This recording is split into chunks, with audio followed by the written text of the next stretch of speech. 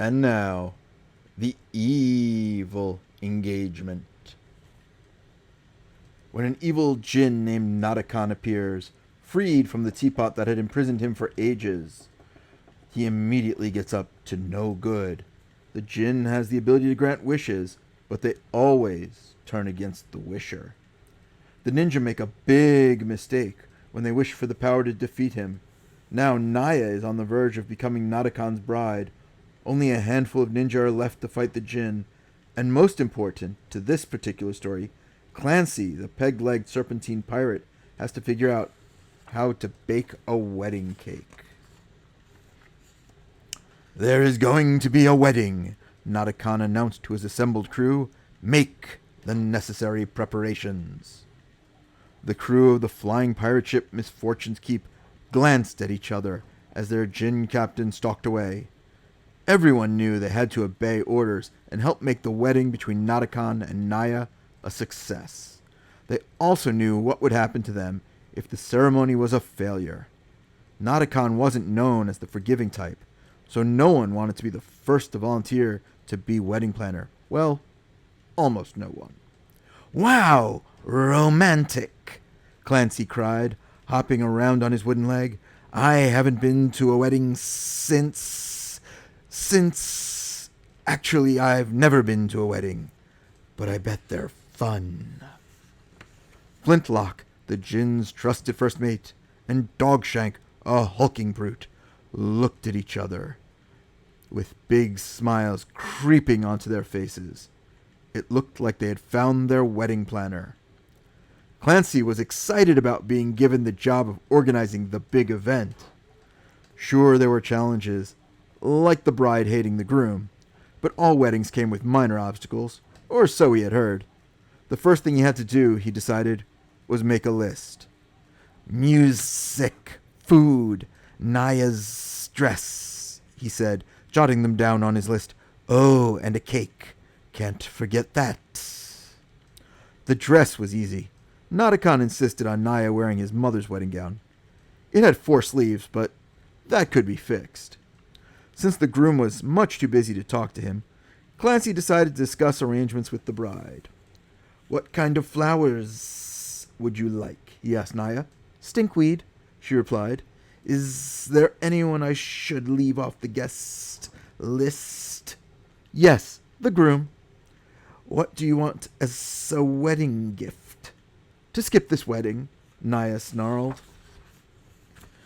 It appeared that the bride was not going to be much help either, so Clancee went to check on how the preparations were going.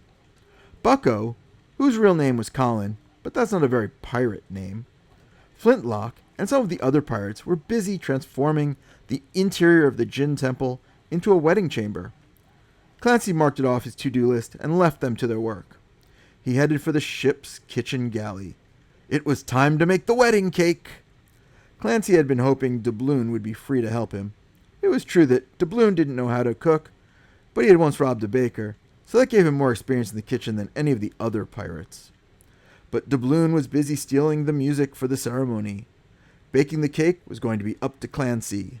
No problem. I've got this, the little green pirate said confidently. He raided the shops for all the ingredients he thought should go in a cake.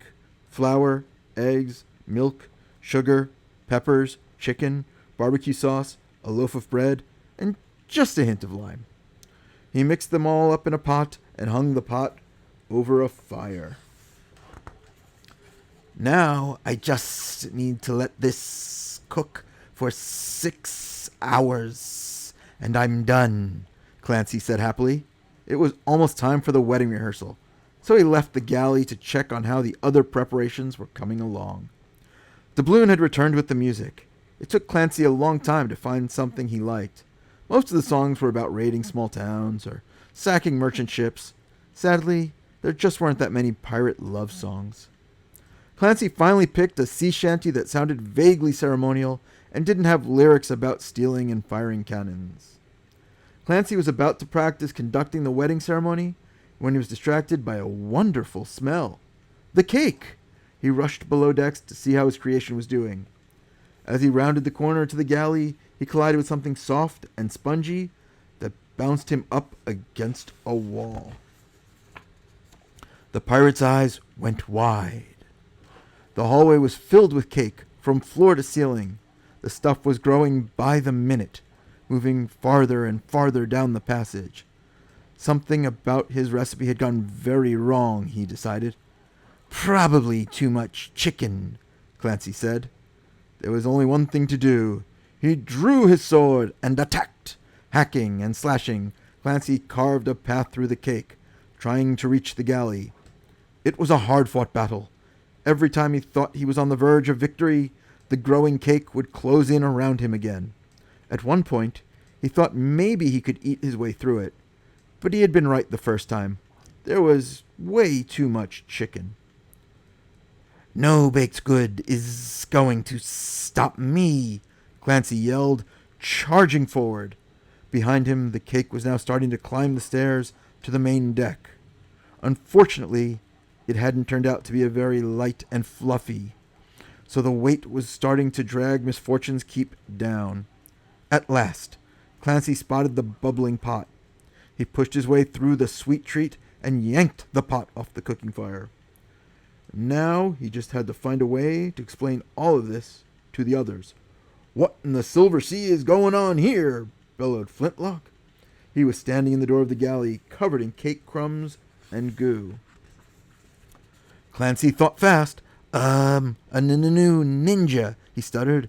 The ninja of cake. Very dangerous. But no worries. I defeated him. Flintlock hauled poor Clancee in front of Nadakhan. As it turned out, the ninja of cake story did not go over well with the evil djinn. There'd better not be any more problems, Nadakhan demanded, his eyes pinning Clancee to the wall, or it's going to be your head. Clancee kept that in mind later, when he began to conduct the ceremony. It wasn't exactly a dream wedding. The bride kept looking over her shoulder, hoping for rescue, and the groom was growing more and more enraged. But the music was nice, and the pieces of cake that Clancee had managed to save weren't too awful. Overall, as he reached the end of the service, Clancee was feeling pretty good about the job he had done.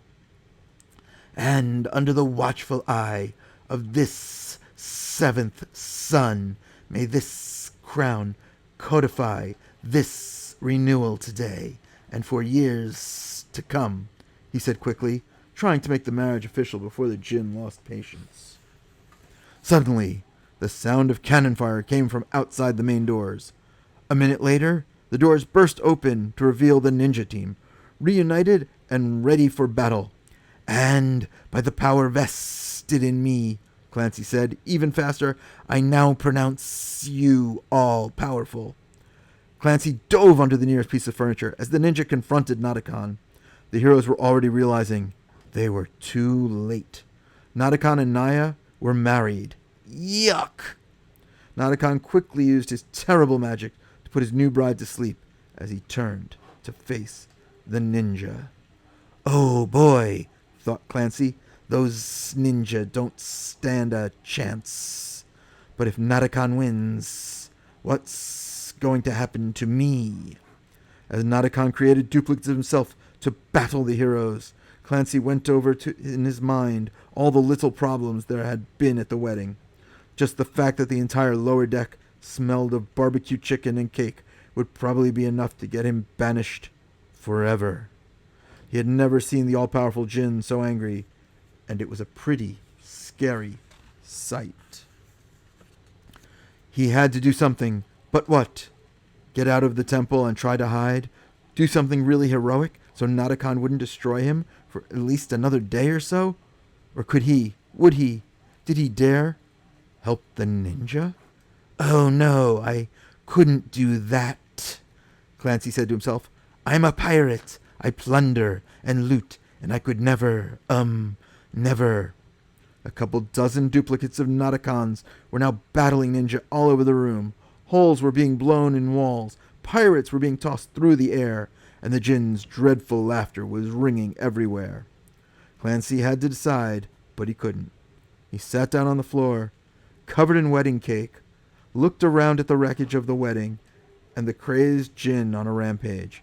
and wiped a tear from his eye.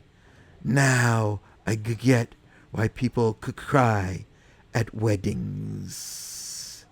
Clancee sobbed. The end.